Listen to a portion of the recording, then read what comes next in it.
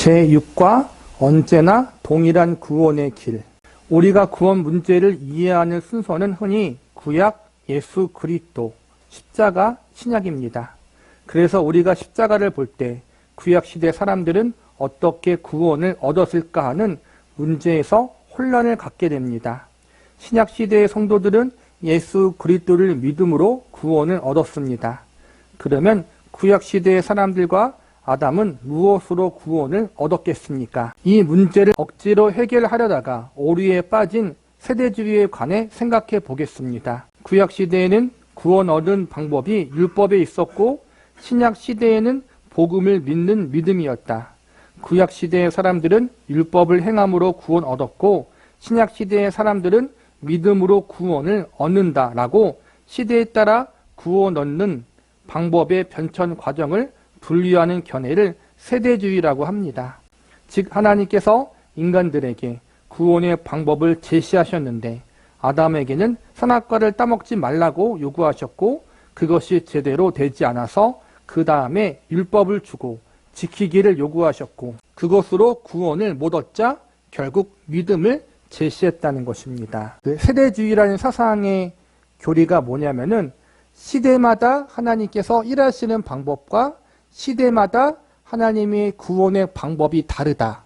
그렇게 가르쳤어요. 예를 들어 구약시대에는 율법을 통해서 예수님 오시고 다음에는 예수님을 믿는 믿음으로 구원을 얻도록 하셨고 구약에는 성부 하나님의 시대 그리고 초대교회 시대에는 예수님의 시대 그리고 오늘날에는 성령의 시대 막 이런 식으로 시대마다 구원의 방법과 하나님의 일하시는 방법이 다르다.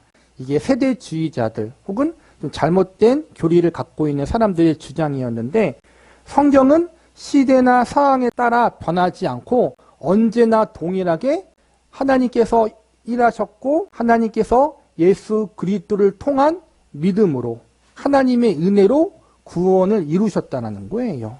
여기서 중요한 건 뭐냐면은 하나님은 변치 않으시고 시종일관 동일하다는 걸 강조하고 있는 거예요. 처음부터 예수 그리스도를 통한 구원과 구원의 완성을 하시려고 하나님이 계획하셨다는 거예요. 그래서 구원의 방법도 마찬가지고 하나님의 일하심의 방법도 마찬가지고 처음부터 마지막까지 동일하다. 시종불변의 법칙.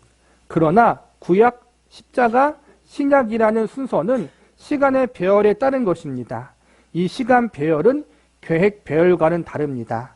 계획 배열이라는 말과 시간 배열이라는 말을 구분해야 합니다. 어떤 일을 구상하고 계획하는 것과 실제로 시간과 함께 일을 진행하는 것에는 상당한 차이가 있습니다. 예를 들어 여러분이 집을 짓겠다고 결심했다면 어떻게 합니까? 계획 속에 집터를 정하고 설계 도면을 그리고 시공을 하는 등 일의 순서를 바로잡는 배열을 세우게 될 것입니다. 그러나 일단 일에 들어가면 이 순서는 상황에 따라 달라질 수 있습니다. 집을 짓고 설계를 하기 이전에 돈을 모은다거나 인부를 부르고 트럭을 준비한다거나 하는 등 여러 가지 다른 일부터 하게 됩니다. 이 같은 일을 시간 속에서 진행시키는 것과 계획 속에서 진행시키는 것은 다릅니다. 우리가 구원 문제를 이야기할 때 이러한 시간 배열과 계획 배열을 구분하지 못하기 때문에 많은 혼란이 빚어집니다. 하나님께서 아담을 만드시고 그에 대한 계획의 성패에 따라 구약을 주시고 또 그 성패에 따라 다시 십자가를 주시는 식으로 하나님의 계획을 실행하셨다가 실패하면 또 다른 계획을 만들어내는 방법으로 일을 진행시킨다고 생각하는 것은 큰 잘못입니다. 이것은 하나님의 전능성과 전지성에 대한 모욕입니다. 하나님께서 일단 생각하시면 그것이 바로 끝입니다.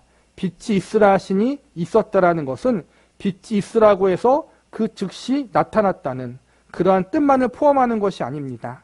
하나님께서 빛이 있게 하시겠다면 그 과정이 어떻게 되든지 결국 빛이 있고야 만다는 뜻입니다. 하나님이시기 때문입니다. 마치 그 과정은 다음과 같습니다. 내가 저기에다 집을 지어야겠다고 작정하고 땅을 파보니까 땅 밑에서 물이 나옵니다. 그러나 그래도 포기하지 않는다는 것입니다. 물이 나오면 펌프로 물을 퍼내요. 원래의 계획이 없었던 과정을 거치더라도 결국 그곳에 집을 짓습니다. 계획을 완성하는 과정에서 일어나는 어떤 부작용도 다 처리하고 마침내 집을 짓는 것입니다. 하나님은 아담을 만들어 놓으시고 아담이 하나님의 계획대로 하지 않으니까 그 다음으로 그에 대응하는 또 다른 계획을 세우시고 그것이 실패하자 또다시 다른 계획을 세우는 그러한 분이 아닙니다. 하나님께서 한번 세우신 계획은 꼭 이루시는 것은 아담에게서 선악과를 먹지 말라고 말씀하시는 대목에서 이미 생명나무에 대한 기록이 있음을 볼 때 분명히 알 수 있습니다. 아담도 결국은 예수 그리스도에 의해 종국적으로 완성되는 창조의 작품이었습니다. 태초부터 지금까지 인류의 마지막까지 하나님께서 인간을 비롯해 모든 피조물의 완성은 예수님으로 통해서 이루어진다. 왜냐하면 예수님을 통해서 모든 것이 창조되었기 때문에 구원도 마찬가지라는 거예요. 그러니까 하나님의 방법은 인간의 그 어떠한 것이나 세상의 어떠한 것을 통해서 바뀌지 않는다라는 거예요. 만약에 인간의 어떠한 것으로 혹은 자연 환경의 어떠한 것으로 하나님의 계획이 바뀐다면은 하나님의 전지전능성이 훼손될 수밖에 없다라는 거예요. 그건 전지전능한 것이 아니라는 거예요.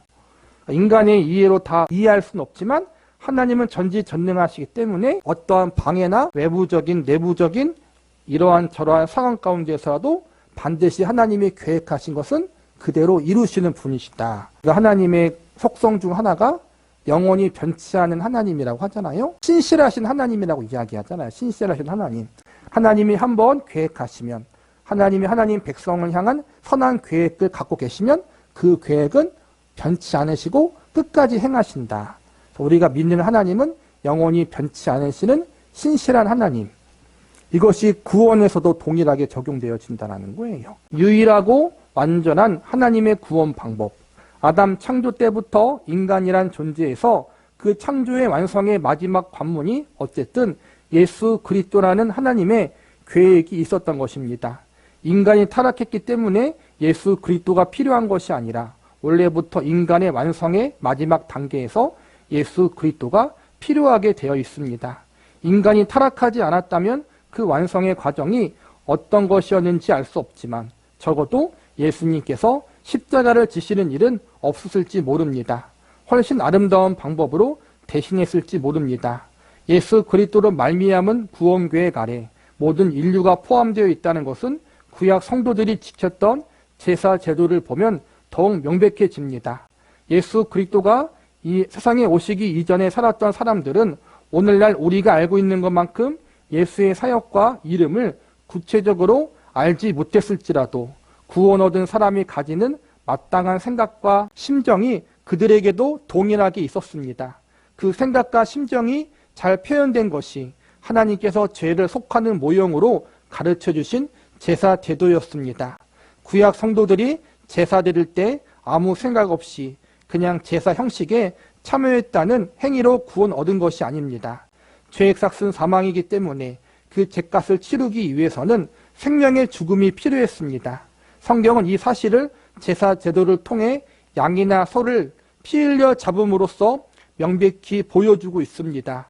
죄 지은 인간은 자기의 죄로 인하여 하나님 앞에 죽을 수밖에 없다는 심정을 갖게 하고 죄의 사함을 얻기 위해서는 자기 대신 누군가가 죄의 값을 미뤄야만 용서받을 수 있음을 보여줍니다. 그래서 제사에 올려진 양이나 소가 자기 대신 죽었다는 심정을 가지고 제사에 참여하는 것입니다. 이들은 두 가지 분명한 사상과 심정을 가졌습니다. 하나는 나는 하나님 앞에 죄인으로서 그 죄값으로 인해 심판받을 수밖에 없다. 이러한 절망적인 심정이고 또 하나는 내 죄의 용서를 위하여 내가 할 수 있는 일이라고는 조금도 없고 내 대신 누군가 심판을 받아 죄값을 치러 주어야 용서받을 수 있다는 대속 사상이었습니다. 그런데 제사에 참여하면서 인간의 생명보다 못한 양이나 소가 죽었다고 인간의 죄를 사함 받을 수 있다고는 아무도 생각하지 않았을 것입니다. 또 실제적으로 매년마다 이 제사가 반복되었다는 사실로도 그 불완전성을 분명히 하고 있습니다. 그러므로 죄값이 대신 치러지기 위해서는 장래에 양이나 소가 아니라 인간보다 더 고귀한 생명이 희생되어야 할 것임을 믿고 자기 대신 죽어주는 그 사실에 의지하는 심정으로 제사를 드렸던 것입니다. 이런 의미에서 그들은 구체적으로 예수님을 알지 못했지만 예수님이 이 땅에 오셔서 하실 일의 명백한 성격과 본질을 알았을 뿐더러 자기 대신 죽어줄 그 생명에 의지하는 심정이 있었을 것입니다. 구약의 제사 제도를 보면 죄를 지은 사람은 짐승을 가지고 와서 짐승의 생명을 하나님 앞에 드림으로 자기 죄를 용서받았어요. 이게 보통 속건제, 속죄제라고 하는데 짐승이 나의 죄를 대신 담당해서 죽는 거란 말이에요. 율법에 의하면, 성경에 의하면, 또 하나님의 법에 의하면 죄는 무조건 사망이에요. 죄를 지으면 죽어야 돼요. 심판받아야 돼요. 그게 법이에요. 그런데 제사 제도를 통해서 우선적으로 모든 죄는 사망을 가져온다는 것을 알려주고 그 사망의 길에서 벗어나기 위해서는 생명이 바쳐져야 한다. 누구 생명이냐면 죄를 지은 내 생명이 바쳐져서 심판받아야 한다. 그런데 하나님이 율법과 제사를 통해서 나 대신 다른 재물을 가지고 오면 그걸 통해서 내 죄가 대신 짐승의 생명으로 대신할 수 있다. 대신할 수 있다는 게 대속이에요. 속죄예요. 우리가 예수님의 은혜를 대속의 은혜, 속죄의 은혜라고 말하는 게 여기서 나온 거예요. 짐승의 생명이 나를 대신해서 죽어서 내 심판을 대신 받았다. 이런 의미를 제사 제도를 통해서 이스라엘 백성들이 알았던 거예요. 이걸 하면서 이스라엘 백성들 마음 가운데 하나님이 무엇을 심어줬냐 하면 오늘날처럼 확실하건 아니지만 장래에 있을 하나님이 보내실 속죄의 생명이 있을 것이다. 구원자가 있을 것이다. 이것을 제사 제도를 통해서 미리 알 수 있게 되었다라는 거예요. 오늘날 우리가 예수를 믿어 구원 얻는다고 할 때 단순히 이름만 부르는 것으로 구원 얻는 것이 아니라 구약 성도와 같이 이런 심정을 가지고 예수님의 이름을 부르는 것입니다. 이런 차원에서 본다면 인류의 구원을 위한 하나님의 방법은 시간에 관계없이 언제나 동일하며 유일한 것입니다. 예수님을 믿으면 구원받는다. 이 뜻에는 지금 배운 이 속죄에 대한 제사에 대한 의식에 대한 정신이 들어있는 거예요. 모든 죄인들은 그 죄에 대한 합당한 심판을 받아야 돼요. 작은 죄든 큰 죄이든. 우리는 원죄가 있고 자범죄가 있거든요. 아담부터 이어진 원죄, 태어날 때부터 갖고 있던 죄가 있고 살면서 지은 죄들이 있어요. 이 죄로 말미암아 우리는 심판받아야 되고 죽어야 돼요. 그게 하나님의 법이에요. 그런데 내 죄로 말미암아 심판받아 죽어야 하는데 그걸 대신하신 분이 있어요. 그게 바로 예수님이라는 거예요. 그래서 우리가 예수님을 믿는다고 말할 때 그 믿는다는 의미는 예수님이 나의 죄를 용서하시기 위해서 속죄의 제물이 되어주셨구나. 내가 받을 심판을 내가 생명으로 갚아야 할 그 죄의 값을 예수님의 생명으로 갚아주셔서 나를 구원해 주셨구나. 이 사실을 믿는다는 의미가 예수님을 믿으면 구원받는다라는 의미 속에 있는 거예요. 그 사상이 구약 시대부터 있었다는 거예요. 구약의 백성들도 앞으로 오실 예수님으로 말미암아 구원을 얻게 되었다는 거예요. 다른 이로서는 구원받을 수 없나니 천하 사람 중에 구원받을 만한 다른 이름을 우리에게 주신 일이 없음이라 하였더라.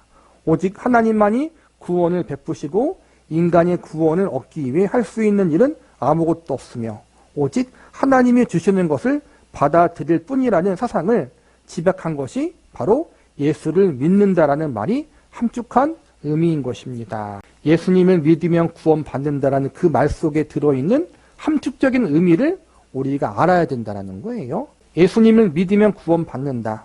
믿는 것이 구원이다. 그렇게 배우니까 나중에는 믿는다라는 의미에 대해서 몰라서 사람들이 잘못되게 생각할 때가 많거든요. 어떻게 믿음으로만 구원받을 수 있지? 행위가 필요하지 않을까? 그런 식으로 많이 오해해가지고 이단에 빠지는 경우도 있고 다른 이상한 신앙의 공동체에 가는 경우도 있어요. 이 믿는다는 의미를 우리는 반드시 알아야 돼요. 그냥 믿는 것이 아니라 예수님이 내가 받아야 할 심판을 대신 받으셨구나. 그분이 죽으심으로 나를 구원해 주셨구나. 그 예수님이 나의 구원자고 내 주인이시구나. 한 발 더 나가 그분은 죽은 것으로 끝나지 않고 다시 부활하셨잖아요. 그 부활하심으로 인해서 내가 이제는 모든 죄를 용서받는 것으로 끝나지 않고 의인으로서 하나님의 자녀로서 새롭게 태어날 수 있게 부활하신 거란 말이에요. 십자가의 죽음과 부활의 사건까지 우리가 다 함께 믿는 것, 그것이 예수님을 믿으면 구원받는다라는 말 속에 들어있는 거예요. 우리가 이 의미를 우리가 깊이 알고서 신앙생활을 할 수 있어야 돼요.